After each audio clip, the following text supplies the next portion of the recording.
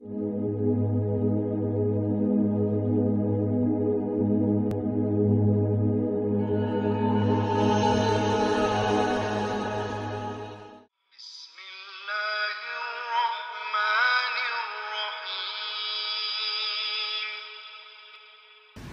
Ibu, Allah Tuhan yang Maha Adil. Allah bukan Tuhan yang zalim. Dan harus kita yakini, apapun kesusahan, kecil maupun besar, ujian, cobaan, kecil maupun besar, yang kita hadapi, yakini 100% itu keburukan dosa kita. Itu sebabnya dosa kita. Dosa yang menjadikan hidup kita buruk.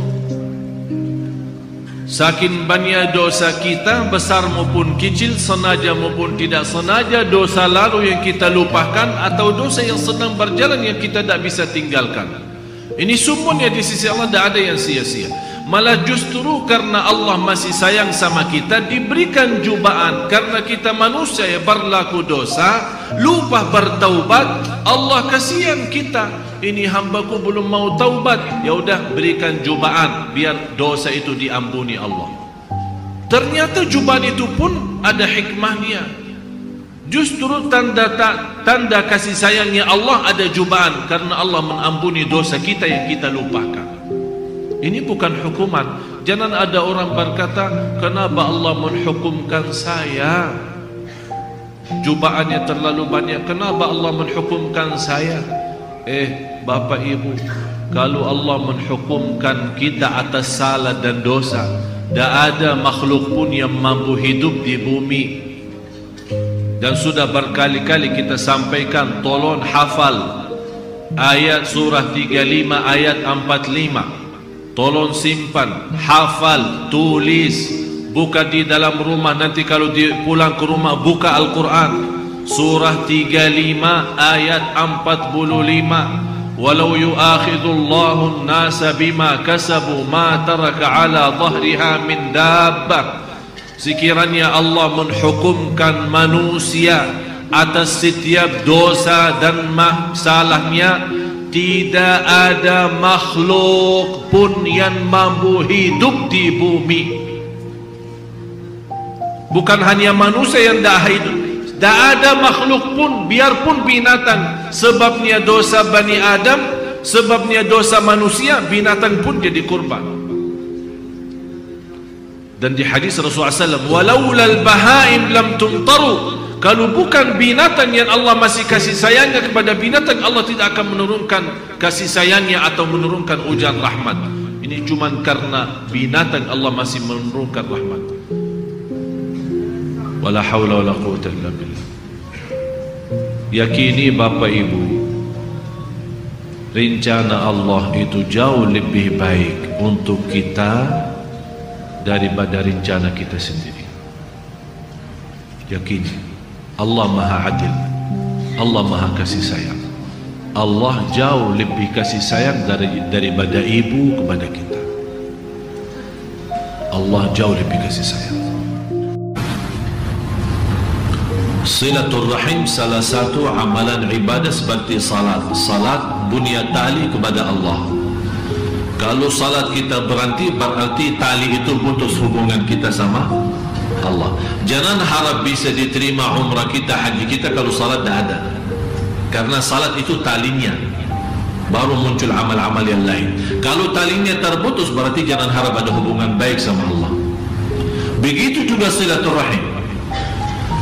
Dan silaturrahim yang terbaik, kita bersilaturrahim kepada orang yang berbuat kezaliman kepada kita. Dan itu hal bukan semua mampu. Kita suka silaturrahim kepada orang yang balas silaturahim. Dia datang ke rumah kita, kita balas datang ke rumahnya. Dia undang, kita undang. Tapi orang yang tak pernah respon undang kita, kita tak mau datangi ke dia. Berarti kita selama ini bersilaturahim bukan ikhlas, karena kita menunggu sebuah kebaikan.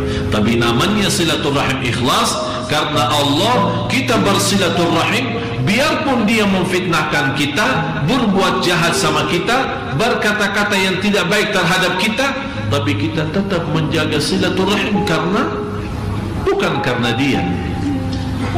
Dan hal itu berat. Inilah yang berat dicintai Allah. Ini sekarang Anda mau yang enak-enak atau yang berat? Yang enak-enak kan? Begitu Anda merasakan keberatan dalam ibadah, malah ditinggali. Bapak Ibu, Anda mau masuk surga Allah. Masuk surga Allah itu bukan main-main, bukan sembarangan orang. Kalau Anda belum merasakan keberatan untuk menuju ke surga, berarti belum pantas jadi ahli surga. Am hasibtum an tadkhulul jannah walamma ya'lamillahu alladhina jahadu minkum wa ya'lamas sabirin. Apakah Anda kira masuk surga begitu saja? Belum sampai siapa di antara kamu yang benar-benar bersungguh-sungguh sama orang yang benar-benar bersabar? Ada orang kemarin SMS saya, dia bilang, Ustaz, apakah boleh saya bayar nazar minum khamar? Saya bertanya, emang inti sudah nazar minum khamar? Ya. Kenapa tidak nazar yang lain? Pertama, harus Bapak Ibu tahu, pertama, nazar di hukum Islam tidak boleh. Nazar di hukum Islam dilarang oleh Rasulullah. Kalau terpaksa nazar, wajib bayar. Tapi di hukum Islam makruh, tidak dianjurkan. Malah Rasul kata, jangan bagi nazar. Karena nazar itu apa intinya? Memaksa kita berbuat kebaikan. Kalau saya ada rizki, saya akan sedekah 1 juta. Begitu sudah datang rizki, malah bingung. 1 juta lumayan besar juga ya. Akhirnya maksa-maksa keluarin 1 juta karena sudah nazar. Itulah kata Rasul, jangan bernazar, jangan maksa diri berbuat kebaikan. Mau bersedekah silahkan bersedekah, tidak usah pakai nazar. Man nazara an yuti' Allah falyuti'hu. Barang siapa yang bernazar taat kepada Allah, bertaatlah. Barang siapa yang bernazar maksiat, jangan maksiat. Contoh, kalau saya mendapatkan anak saya lulus dari ujian, saya bernazar akan puasa 3 hari. Nazar, tetap bayar nazar 3 hari. Dan tidak boleh digabungkan bayar nazar, puasa nazar wajib, tapi tidak boleh digabungkan dengan puasa wajib Ramadan mengganti bayar. Ya udah sama-sama wajib, biar ini 2 in 1 katanya. Tidak ada.